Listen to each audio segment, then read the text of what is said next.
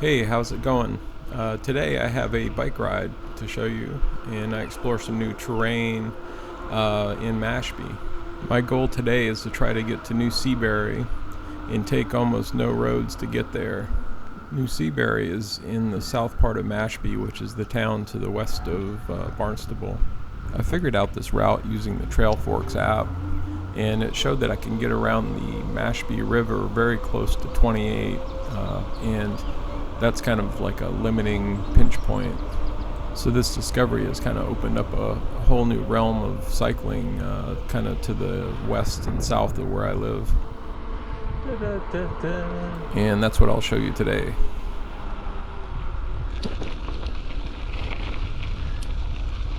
Mr. Mustache. So this starts off the off-road section of this ride, and first off is a pretty big hill on the Powerline road. Here's the hill. So the ride starts off on one of the harder climbs in my area. It's pretty loose gravel and pretty steep. Could use a lower gear. The lowest gear is a 1-to-1 ratio, 28 teeth in the chainring and 28 teeth in the cog. It's the stock setup from the factory.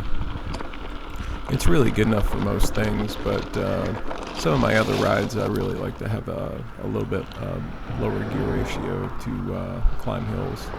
This is a bike I fixed up for doing the Nutmeg Nor'easter last year, which was my first ride there, and really didn't do that many modifications to it. You can see that I've got the swept back Soma Oxford bars on it, put a set of Wellgo bear trap pedals, and also put some Panaracer Comet hard pack tires on it. Otherwise it's pretty stock.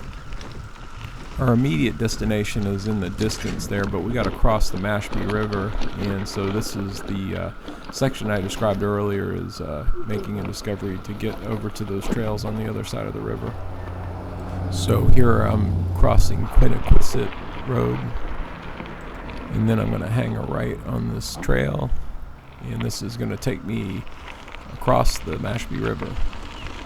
It's a pretty steep descent here, but the trail is in really good condition, so it's really pretty easy to ride as long as you've got a tire with a modest amount of tread width and decent gearing. It's amazing how fast things change whenever you get into this trail and into the woods. And the Highway 28 is really only about 30 yards to the right of where I'm riding, which is pretty amazing. It's a very busy highway on the Cape. And here's a river. It's probably a stretch calling this a river, but the Cape is not a large landmass, so really the watersheds are pretty short. I've actually gotten up almost to this bridge in my kayak. It gets wider pretty quickly as you go down the river because it then becomes a tidal area. It's funny how many times I've been on 28 and really didn't know all this existed, just, literally, 50 yards away from where the road is. There's even a little pond down here. And then I'm going to continue heading south on this trail, which is, I think, pretty much a cart path or an old road. And we cross the power lines at an angle here, and then continue south.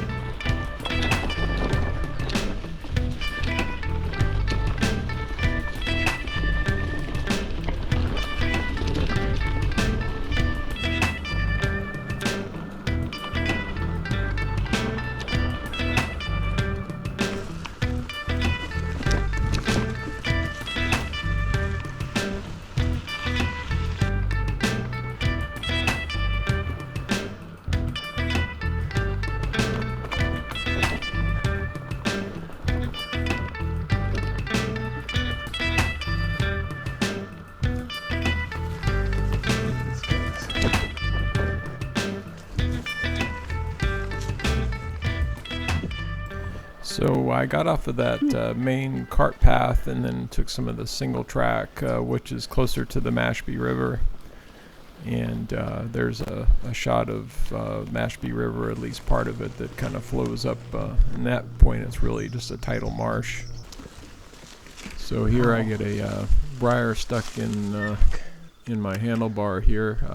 It's pretty grown up on the trail by this time of the summer. And I think the New England Mountain Bike Association does keep this cleared, but I don't know if I know they clear it in the spring. I don't know if they continue clearing it during the year. We'll find out. There seems to be a lot of different options for trails around here, and I'm just kind of wandering around at this point. I do have my phone and I can get an idea where I am, but for the most part I can kind of figure out things. This is back on the cart path now, and I think then I went back down another trail here, and this takes you down to the Mashpee River, and this is where it gets pretty wide, and this is just basically a tidal marsh. It's nice that they didn't develop this part of the river. Further down it's all houses on the water. So I was looking for a place for a lunch stop, and I found this bench that has a little bit of a view of the Mashpee River, and so I stop and have a sandwich and some chips and a couple of oranges.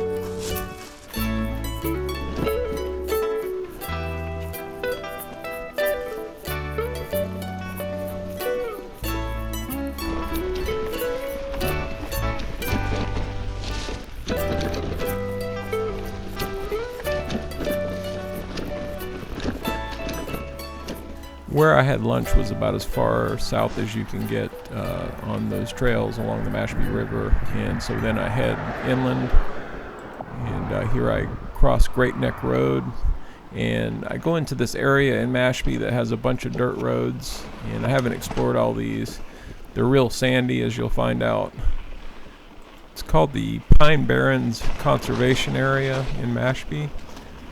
It is interesting that the forest looks like it's been thinned out, so there's kind of trees that are scattered, but then there's a lot of underbrush here, and this is where it gets sandy, and you can see that I really struggled to get through a lot of this, and I'm going to show you a lot of that footage just because it's interesting, I guess, to me anyway.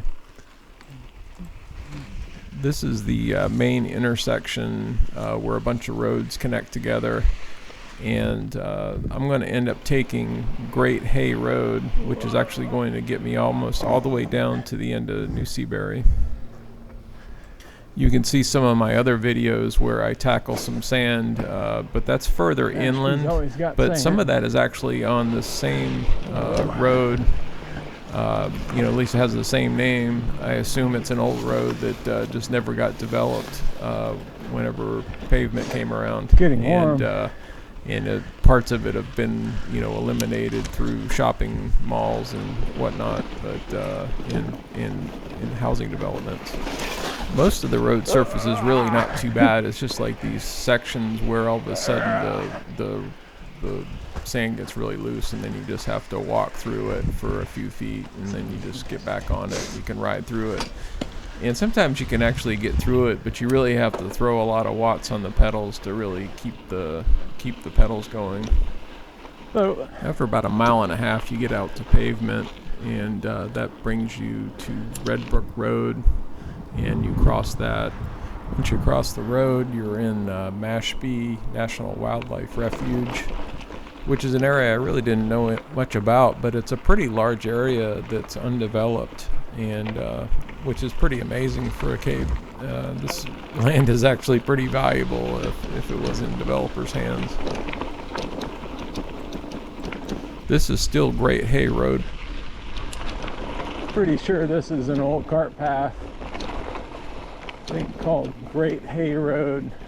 It is in much better condition south of Red Brook Road, and so it's pretty nice riding actually.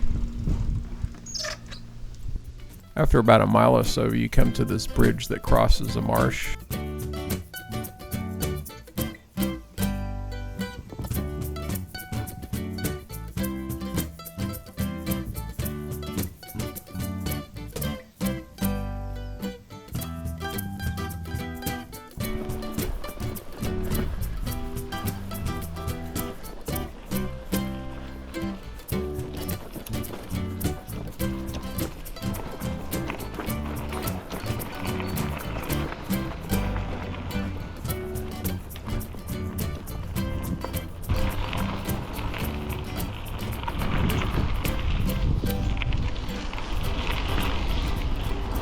Eventually, Great Hay Road intersects into Great Neck Road, which I had crossed earlier, and this takes you down to the end of New Seabury.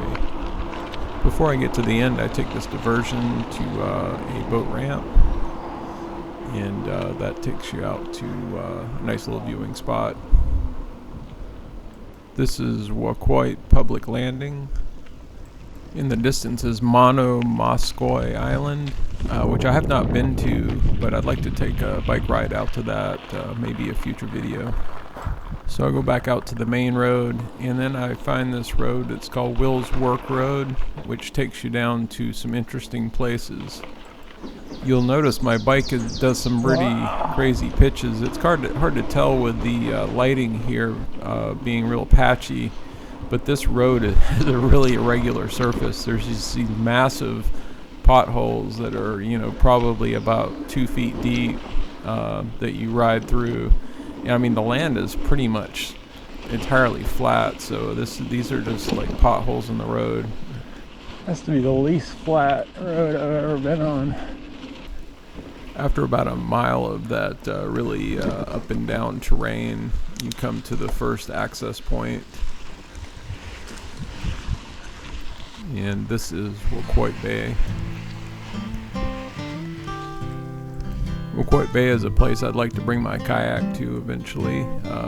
And this looks like a good place to launch from since I don't need a Mashpee beach sticker for it. So I continue down to the second and the last access point. This one's a little bit more secluded, and there wasn't anybody down here at this one. It's a little bit longer of a walk to get down to the beach.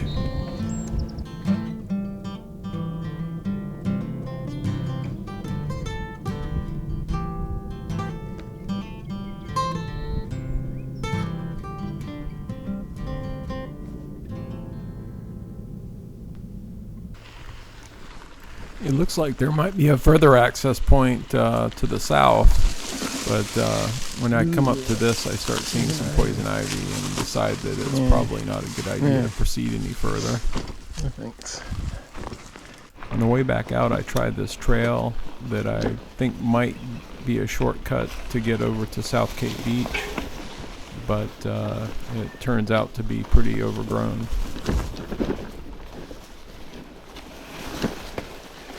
Oh boy. This is too grown up. There seemed to be a lot of briars, and generally wasn't sure I was going to be able to get through, so I turn around and just head back out and just go back around the long way. This old school sign is pretty interesting. It's nice that it's stuff like that still around.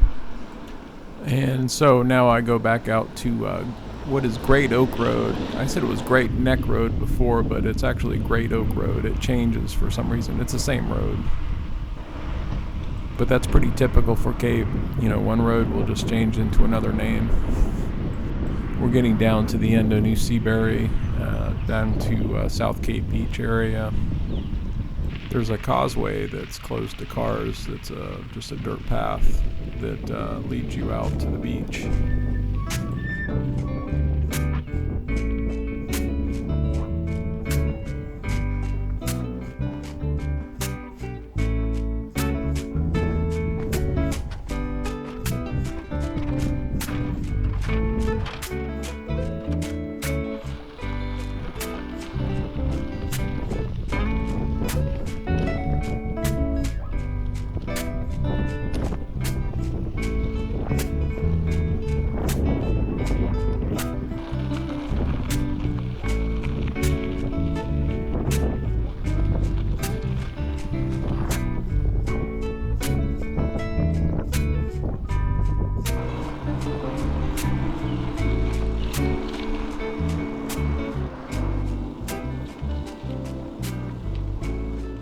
So this is the main entrance for South Cape Beach. It's a state park, and I go out to a boardwalk that takes you out to a viewing platform. I walk my bike out on the boardwalk. I don't know how good a quality this boardwalk is, and you know, I didn't want to leave my bike back at the entrance. It's just unloading all the stuff of value off the bike just wasn't worth it. You can see in the distance that's Martha's Vineyard, primarily the eastern side. So from here on out, it's just getting back home, and so I'm going to go up Great Oak Road and get back to that Mashpee Wildlife Refuge. So this guy couldn't wait another 10 seconds for me to go by.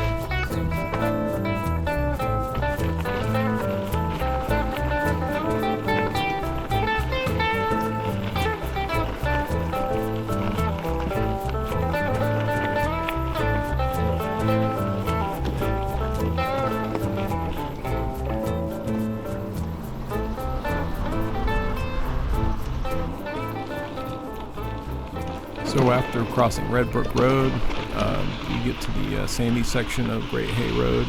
I'm going to take this all the way up to beyond where I had actually started. So I'm on quite a lot of sand for a while in this. Yeah, put a little gravel here. I don't know who actually uses this road, you know, except for that the Mashpee conservation area access. But with all this sand, I can't imagine a lot of people drive back in here. I think it's used mostly by dirt bikes and maybe some Jeeps. Other than that, I don't think a lot of people come back here. A lot of the roads off of this are gated, so they are trying to keep people out of the conservation areas. This is that intersection that was really sandy, and then I go on by that, continuing north. And getting through the sand, I didn't bother to lower the air pressure on my tires because I didn't want to bother having to pump them back up again. But probably could have gotten better through it a little bit better if I would have lowered the air pressure a bit. But, you know, again, it's just a couple miles. It's not too bad. So eventually this comes up to Mercantile Way, and I'm going to take a right, and this will get me to Great Neck Road. And there is a bike path, walking path on the side of Great Neck Road. It's a pretty busy road, so I use it. We have a nutmegger here from Connecticut that cuts me off. So I head north on Great Neck Road and eventually make it up to the power lines, and I'm going to take the power lines to get back down to where I was before. And power lines are a real good way to get around the Cape if you want to stay off the roads. And this is mostly downhill. It's kind of up and down, but you know, net downhill, so it's a nice fast ride. So then I take a left on that trail that I came in on, and work my way around the Mashpee River as done before. Finding this little cut through is really a game changer for me. It just opens up a lot more terrain for me to ride on without having to deal with roads, which you know, I don't mind the small roads, but the big roads just really I try to stay off of them. This is a pretty tough climb up here with this bike because of the gearing. These old 80s mountain bikes weren't geared quite as low as what they were in the 90s, based on what I've seen. You just have to put some torque into it and you'll get through it. To avoid that steep descent on the power lines, I go through this neighborhood, which gives you an access point back out to the power lines. They put some nice chunky gravel on the power line road here.